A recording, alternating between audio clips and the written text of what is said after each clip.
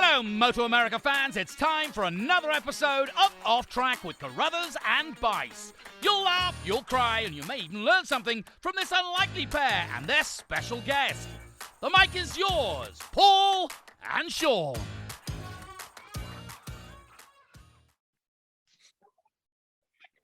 Well, good morning, everybody. It might be morning, it might be afternoon, it might be evening, I don't know. But good whatever it is for you and your time zone and when you're listening to this.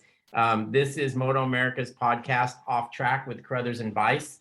I'm Paul Carruthers, and I'm joined today by Sean Bice out in Ohio. I'm in Southern California. It's not even sunny Southern California at this point, Sean, so I don't know what's going on. Boy, it's a little cloudy here too, but you know, it's actually we're getting a little Indian summer. It had gotten cold, but we got through that storm front that I brought from down in Birmingham up north to Ohio. That got out of here, and now it's a pretty nice day. But you know, it's weird, Paul. I am really kind of thinking a lot about and focusing on the upcoming Daytona. That this is going to be cool to go there again. I'm psyched.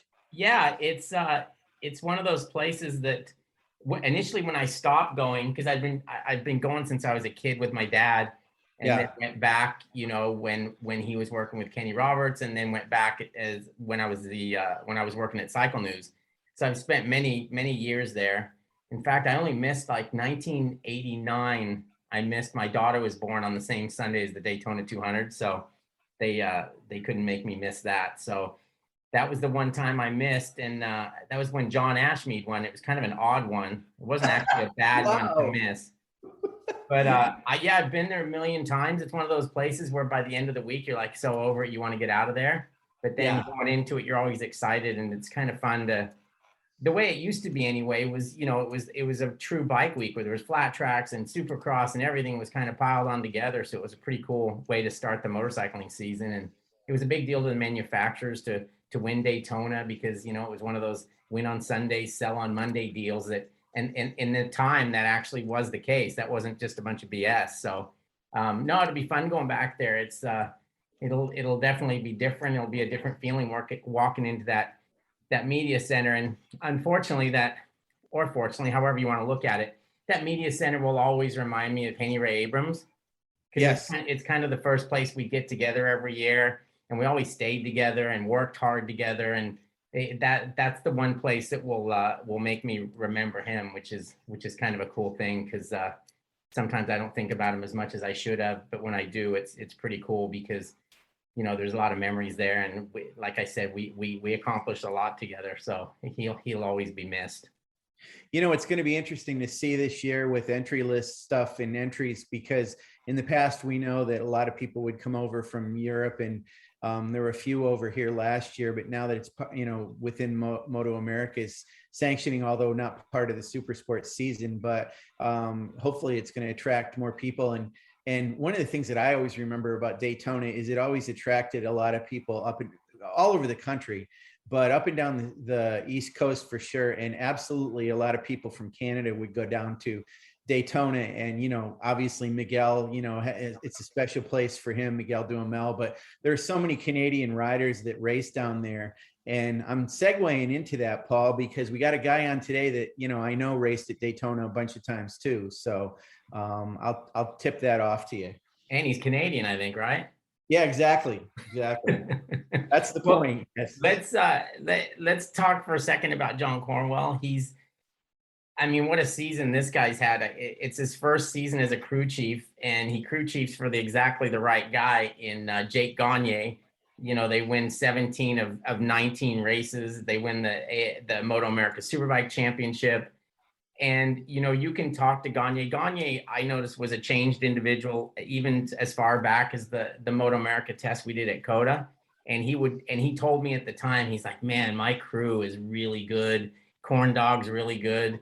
And this is going to be good. And he had confidence right away. And that just carried on throughout the season. But that's the kind of thing, you know, people tend to overlook the crew chief as not being as important as they are.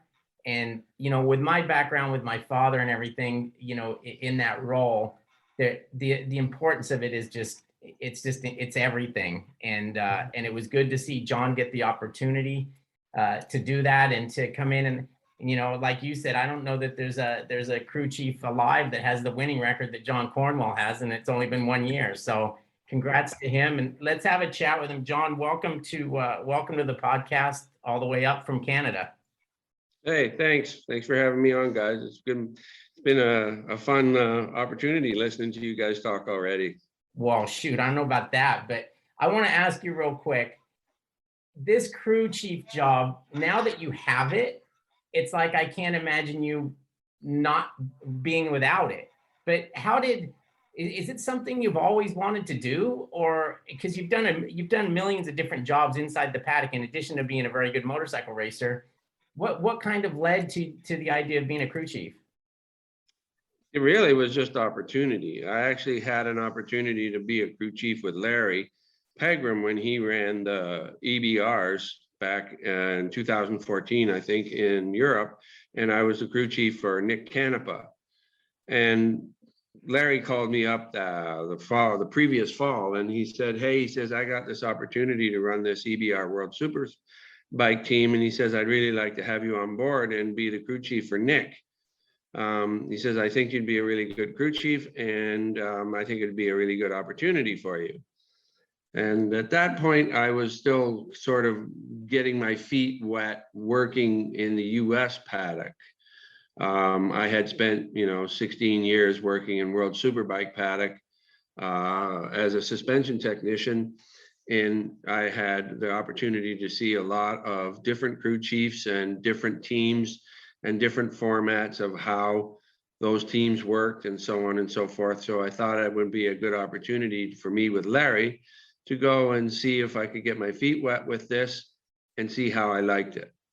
And I liked it just fine. And now you really like it. Yeah. And I do like it. I will say that this year has been a bit of an eye opener in a lot of ways. The World Superbike thing that we did with Larry, it was expected for me. It was kind of expected that it was going to be kind of a shoestring. It was going to be, not so many guys, and we were going to all be wearing 7 hats, and we were going to be trying to pull on the rope in the same direction all the time. And it wasn't going to go as smoothly as I have seen some of the other teams that are in World Superbike paddock work. This year, again, the circumstances weren't as ideal. I had seen the Yamaha factory effort before, and so I knew that there had always been, good manpower, and there had always been enough people to do all the jobs. And unfortunately, nowadays, I think it's more important to actually get the right people rather than all, too many people or more people. And in this case, that's exactly what it was like. It was a fairly lean crew, but everybody worked really well together, and we all helped each other, which was important for me because there are a lot of things as a crew chief that I was still a neophyte at, and I needed to kind of get my feet wet and have somebody behind me a little bit that, poke me once in a while and remind me about, oh, hey, did you get the fuel mileage for that practice session? Yeah. Oh, that's right. Okay, let me go write that down. Things like that. And Mike Canfield and Walker and Richard Stamboli, I can't thank them enough because they embraced my sort of inexperience, and they covered for me in some ways that may not have been, the result may not have come out as nice without having those guys in the background. Jon, in the past, we had Rick Hobbs on, and we talked to him about what it takes to be a crew chief and how you have to wear a lot of hats. There's some psychology involved. There's obviously technical expertise and things like that. And I really kind of noticed it when you were the suspension guy on Westby Racing. You would, Matthew would come in, and sometimes you would like get right up to Matthew and you'd be talking real close to him. In fact, I remember sometimes you would put your hands on either side of his helmet and you were like talking right into his the opening in his helmet. And I was thinking, you know, not to diminish suspension settings, but that wasn't just talking about, you know, rebound damping or preload. There was something going on there that was more involved in that.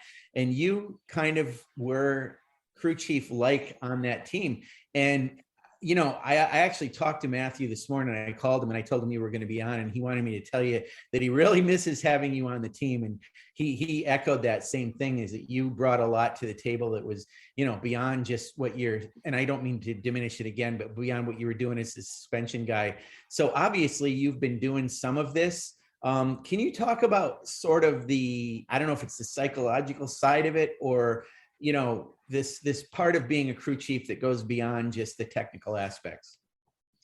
You have to be able to recognize what it is in the rider that makes them special. You have to find that undefinable quality in them. And you have to always be on good terms with that part of them. And you have to remind them, the riders, of their own undefinable quality that allows them to do things on a motorcycle that we sometimes have our jaws fall on the floor about. A lot of times the riders themselves get so wrapped up in trying to go fast that they lose sight of a couple of things. The first thing they lose sight of is the fun factor.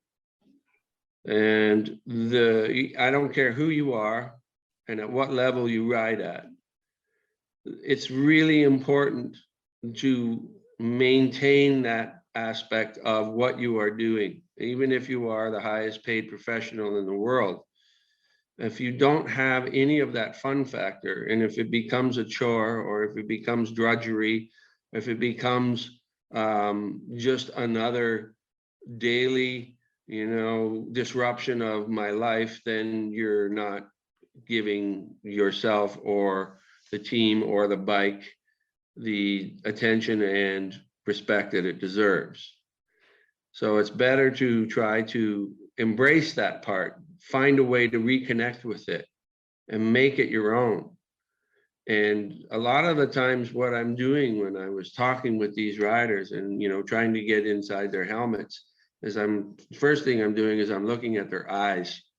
Yeah. The eyes of a rider, when they come off of the racetrack after they've done a stint or if they've done a qualifying lap, they give you a really good window into what it was like for them out on the racetrack. And you can kind of work from that to try to reinforce or help them sort of digest what just went on, because in some cases things are happening so fast when you're trying to do a qualifying lap that's another second or so faster than any other lap that you've done on the track, that you can get behind a little bit. And when you get behind a little bit, there are some uncertainties that are happening because you're arriving at the corners before you were expecting to. And so you're basically doing this all by muscle memory. And being able to tap into that muscle memory and be able to remember what it was that allowed you to do that lap that fast, even though the tire was slightly better, you can probably use some of that to be able to continue to build on your ability to go faster the next time you go out, say, without a qualifying tire.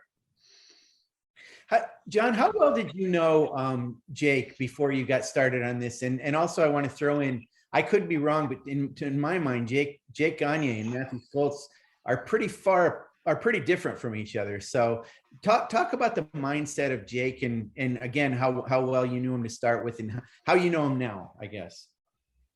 When I first met Jake was, at least in this particular opportunity with the Fresh and Lean team, was the first test that we did in November in Buttonwillow. I did not really know him that well. He was a casual acquaintance, somebody that you had a nodding acquaintance with, you know, say, hey.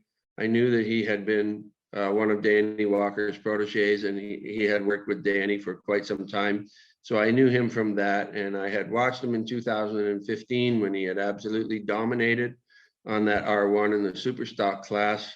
And I, paid attention to a lot of what he was doing then based on my job at the time, which was the suspension technician. And I was working with Westby a little bit at that point. So I was kind of curious to see what the differences in the bikes were at that point, and trying to use some of what I was seeing with Jake and trying to help Matthew, improve himself and our bike, and make it so that we could be a little bit more of a threat and a challenge to Jake. But to say that I knew him, no, I didn't. Like I said, my first go around with Jake and introduction and getting to know him was at that test. He is, my first impression is that, well, actually, I should preface that. The year before, I was a suspension technician for Yamaha at arm's length. I wasn't able to be in the pit box or in the trailer full time, so I was doing it sort of remotely, if you will. And I got to see Jake a little bit and talk to him when he was in his debrief with the data and the crew chief at the time, Glenn. And I got a sense from him that he was frustrated. There was a lot of discussion between himself and the data and the crew chief. And I don't think Jake was able to get a connection there where they could fully understand what it was that he needed and what he wanted. And so there was always a little bit of a reserve from Jake's side of things to actually talk, because at some point he just kind of said, well, this is it. I can't, we've tried, we turned the bike upside down and it's not responding. So right now it's just up to me, and I'm just going to go and ride the bike and do the best I can with what I have. But this isn't ideal. This isn't what he wanted.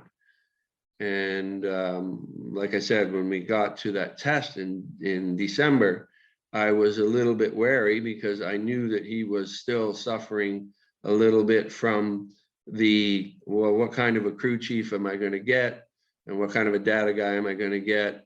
I'm hoping for the best, but I'm, kind of just holding myself back a little bit in reserve. But after he rode the bike the very first time, and at Button Willow, and it was a completely different motorcycle to him, even though it was the same bike. And I'm not sure, that there was much different aside from some small changes in the electronics, but the whole team seemed to be in a different place. Everybody was much more, eager and happy, and we're working hard. And Jake saw that, and I think that he embraced the fact that everybody else was on his side at that point, and we were all going to do whatever we had to do to make sure that he had the tool that he needed to get the job done. Okay, Jon, it was obviously a very special season for you and for Jake. Is there a race that stands out in your mind that was more special than another one? And that might be because you had some issues in the morning, or you had some issues the day before, and you didn't think you were going to get to where you ended up getting to. Is there one of those races that jumps out or not?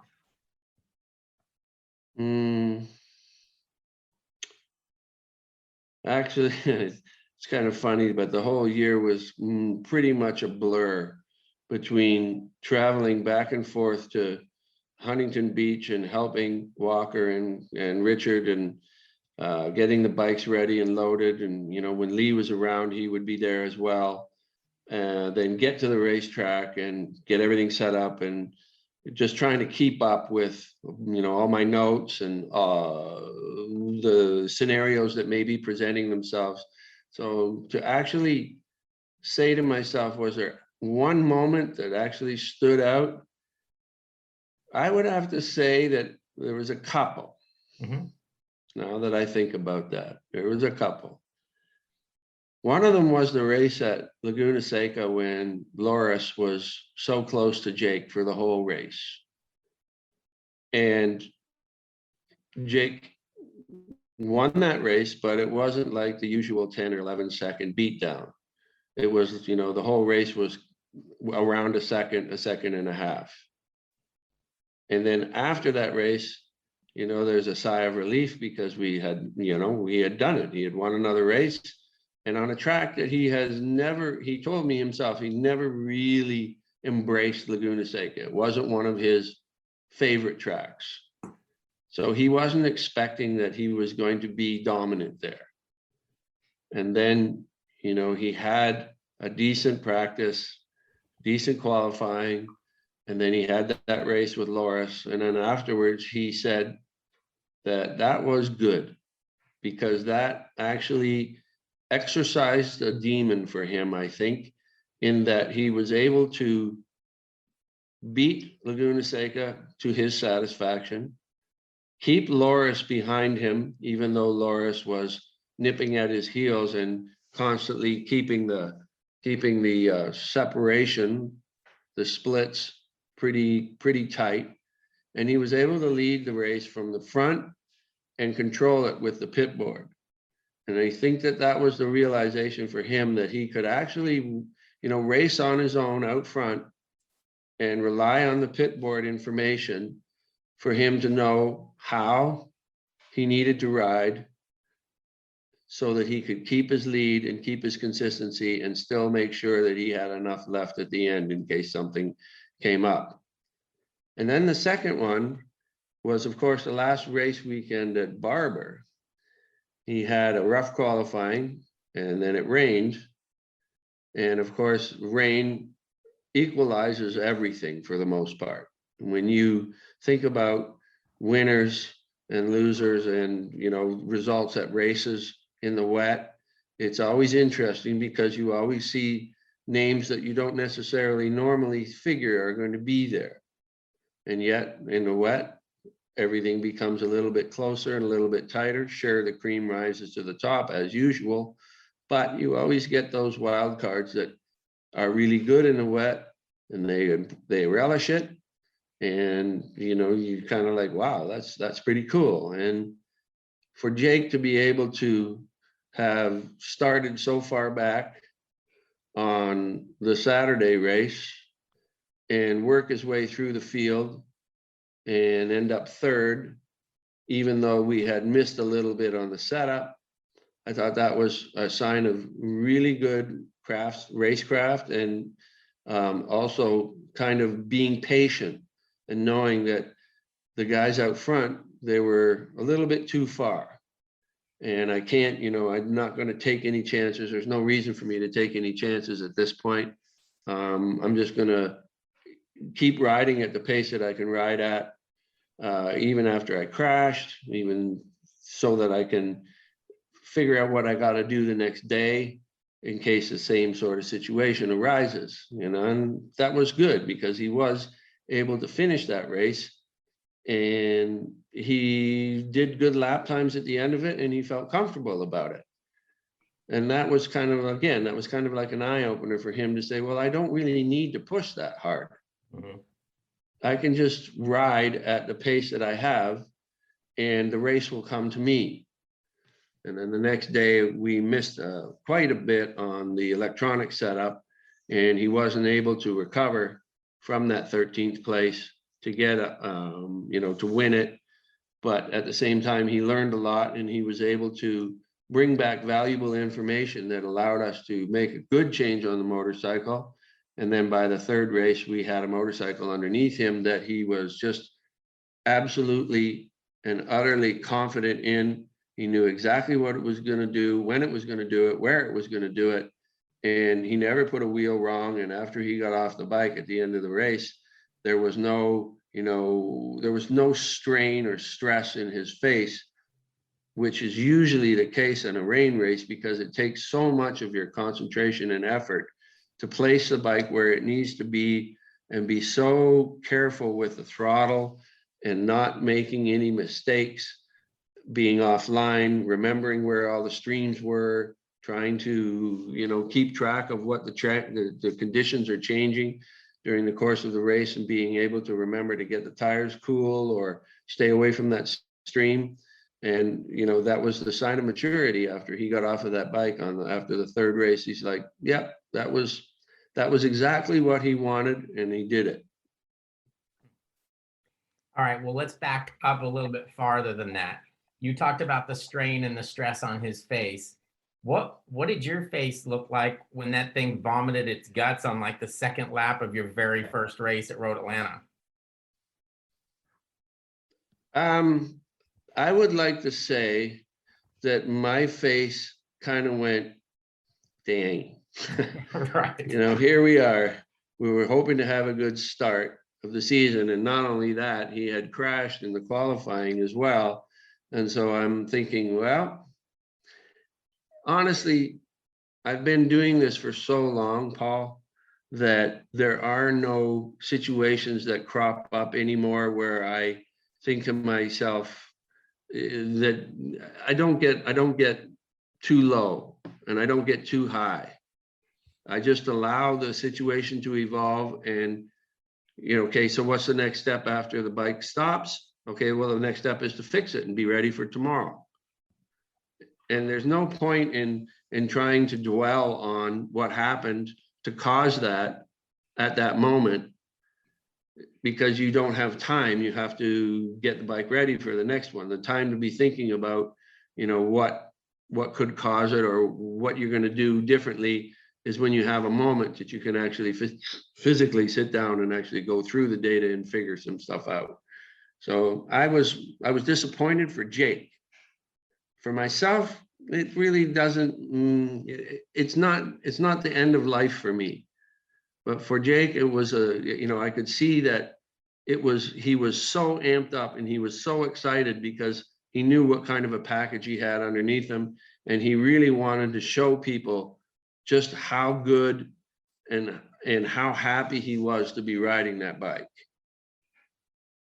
You know, John, it's interesting. Let's kind of continue along that theme, because when Paul asked you that question, I got to thinking about another moment. And we're not trying to dwell on the bad moments, but sometimes it shows character and it kind of shows what you have to do or did do as a crew chief. I want to ask you, take us inside the pit box at Brainerd after you had that crash, because when I see the coverage of that on Inside MotoAmerica and I see Jake, Mr. laid back, you know, cool, everything's fine, but we know he has a fire burning inside him. He went nuts. He was so upset after he crashed. I don't think he threw anything around, but he was really, really angry. I guess he was angry at himself, but take us back into that moment. Did you have to talk to him and bring him back to a certain place, or can you tell us what that was all about, that whole thing? Sure. So what happened there is that we had a crash there during the test, and it was basically a carbon copy of the crash that he had in the first lap of that race. And we had talked, myself and Richard had talked with Jake, and we had been discussing with him, trying to manage that particular corner, because it's very, very easy to get caught out in that corner. And I speak from experience, because I fell off on the last lap of the 250 GP race trying to pass Chuck Sorensen there, much in the same manner. And it's a result of the tire getting so hot on that part of the tire on that right side, and trying to take too much too soon through the middle and exit. And instead of just trying to give the bike a little bit of its head and allow it to kind of flow a little bit more through the corner. And if you see where Jake crashed, the line was slightly off from where he would normally ride. So he was a little tighter. And the same thing happened at the test, in that he got into that corner too deep and carried the speed a little bit too far around the middle of the corner and carried it too tight and lost the rear end the same way. And that's what he was mad about. More than anything was the fact that he knew in his mind that he had run through this scenario already, and this is exactly what he didn't want to have happen. Unfortunately, as soon as you put the visor down, as we all know, sometimes some things get left behind. And when you are in a situation like that, where you're out front and you're trying to put in a good lap or a good marker in the first couple of laps to give yourself that cushion so that you can relax a little bit afterwards. Sometimes you just don't quite hit the mark, and the result is either you get away with it, pops you out of the seat and you recover, or in his case, you go down and you spin the bike out and you have to come back in and we fix it up and away you go. Back to the bike again. You were around when motorcycles weren't like they are today. Like, for example, the incident that happened at Road Atlanta, that is so rare anymore for those sort of things to happen, that as a crew chief, I'm sure at this point you can almost not take that out of your mind, but it's not your number one concern. Your number one concern is, do we have the electronics right? Do we have the setup right? Is he comfortable? Is he confident? Et cetera, et cetera. But you were also around back in the day where any given lap running around Daytona or whatever, whether that be on your two-stroke 250 or a TZ 750 or what have you, the bike might break because that's what they did at the time. So it's probably a lot less stressful now than it was then. And my other question, and kind of follow up with that, is when you did this, Jon, were you on your own, or did you have that guy that you learned from, or that played your role in the role that you're playing with Jake? I'll answer the first part first as the questions came to me, Paul. So it's very interesting that you bring that up now. I was having this thought in my mind about what's different between then and now. And this year being on the ground floor with the preparation of the motorcycles, and also at the races, keeping an eye on every detail of the motorcycle with Richard and Darren's help, I'm not going to say that it's any different as far as keeping track of all of those things that can be a problem. So back when we were racing the 252 strokes with carburetors and stuff like that, you were worried about jetting, you were worried about making sure that all of the nuts and bolts and fasteners and everything were on in the correct manner. Those kinds of things are still there. In fact, watching the bike over the course of the race on the data acquisition is something that you have to do, because you never know what's going to happen. As you're watching the motorcycle, you can see a glitch or something that's happening in the electronics. There'll be a change in, say, maybe the fueling, or you might see something in the performance of the motorcycle on the data acquisition that goes, and your antenna goes up and you go, wait, what's that? So we had a couple of cases this year where we had a couple of those little moments that popped up in one session, and we had to make some decisions. Okay, so what are we going to do? So you have to make a decision. Well, you got to fix it or you got to find out what caused it. Those things, I think, didn't exist back then. I know they didn't exist back then because you never had that kind of detailed information gathering. So now you're a little bit further ahead of the game. You can be proactive about what you see happening, but it doesn't mean that it's any less, there's any less possibility of those things happening. It's just different. Right. And so like it's a constant attention grabbing, and your focus and your concentration is constantly trying to see whether there's anything that you're seeing on the data that can come back and may be a problem. So now you're a little bit ahead of it. You may fix it so that you don't have the failures that you saw in the past, but that doesn't mean that they don't happen. It's just that you may actually have more of an opportunity to be ahead of the curve as opposed to being in the pits watching it, melt down on the track. Okay, so listen, this is what it is. It's an earthquake versus a tornado. Whereas in the old days, you didn't know it was an earthquake because you had no idea it was coming until it hit you. With the tornado, you can board up the windows and try to get things organized when it's going to happen. Absolutely right. That's a good analogy. All right, good. I'm glad I did something right today. Good, Paul. Thanks, man. Thanks, Sean. Hey, what we want to ask you about Daytona, John, but before that, I want to touch on a little bit about Darren Marshall. So this was an interesting year. Darren Marshall, who is also Canadian as you are, and by the way, John is talking to us from YYZ. That's Toronto, if you know Rush. That's the call letters for up that area. And John grew up right across the St. Lawrence River from me, so I had to throw that in there. He was in Kingston. I was on the other side in America. We watched the same TV stations in Canada. We grew up on The Friendly Giant and Mr. Dress Up. So we know, that's why he and I are such kindred spirits. But anyway, let me get to what I was getting at. Sorry, I had to digress for a minute there. So John, about Darren Marshall, it was weird. He's in Nova Scotia most of the year. He's doing this remotely. He shows up for, I guess, the last 2 rounds of the season. Did it make a difference for him to be there or not to be there? I mean, did you guys prove something? We suffered when he wasn't there. Okay. There's a time lag that happens in certain cases. And also having the extra body there with Darren allowed Richard and myself to actually be able to focus on a couple of other things that we may not have been able to devote our full attention on. And Darren is also, been around a long time, and he has been quite experienced in seeing the same sorts of what if scenarios, if you want to call them that.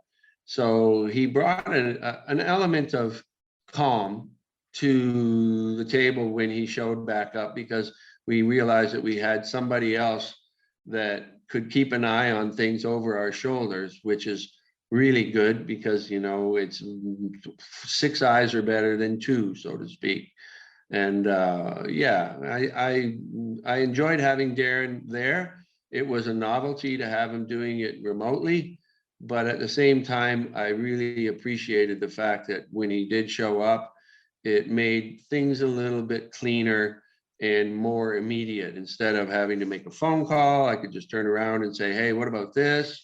And he'd, 2 seconds later, he'd have it, as opposed to hoping that the phone connection was going to be okay, or that the internet connection was going to be okay, so that we could actually see what we wanted to see.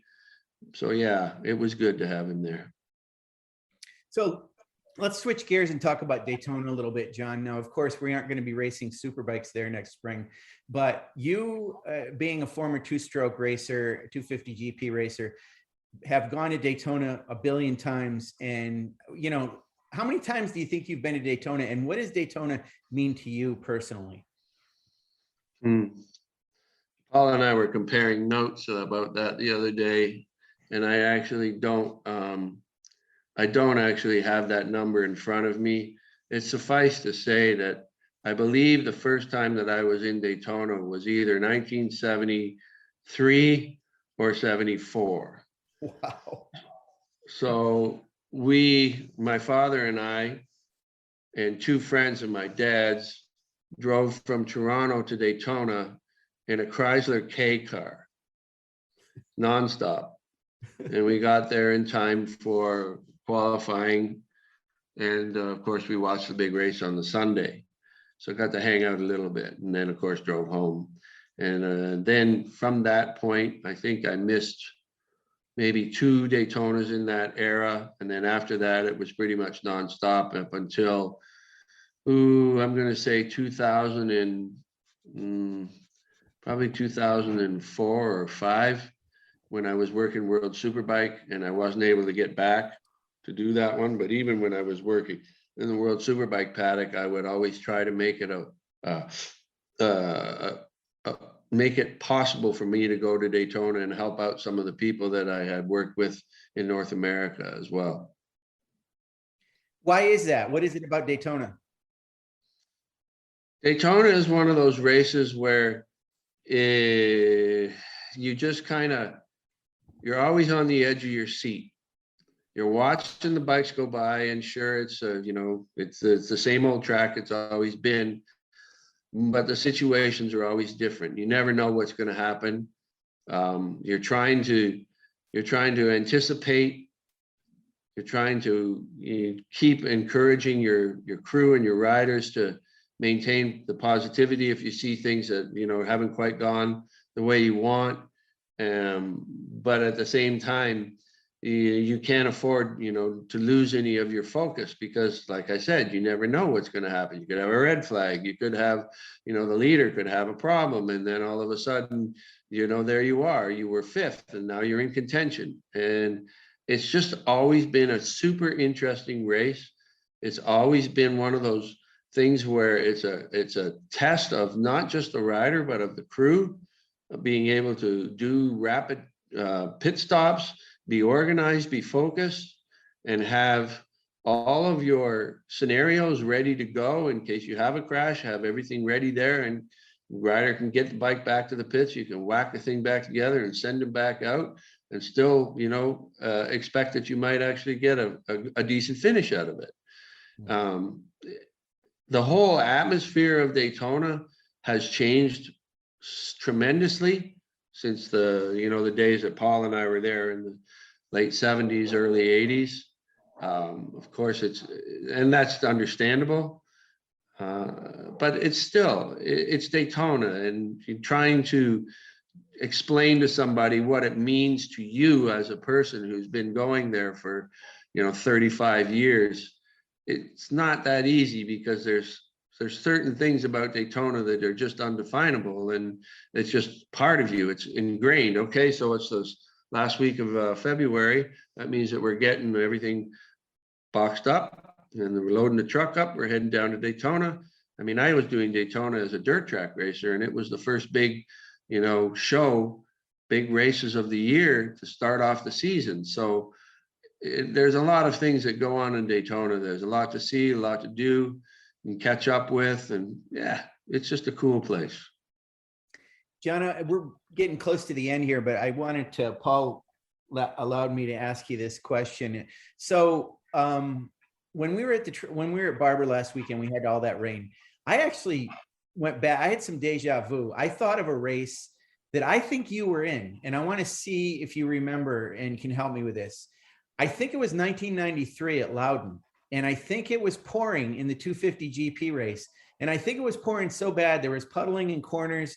And I think a lot of the guys didn't finish because back then they didn't really know how to waterproof their electrical connections very well. So there was a lot of attrition in that race. I don't know if that was the year, but I do know it was Loudon in the heavy rain. And that was during the time when you were racing 250 two-strokes. And so were you in that race? And do you remember what I'm talking about?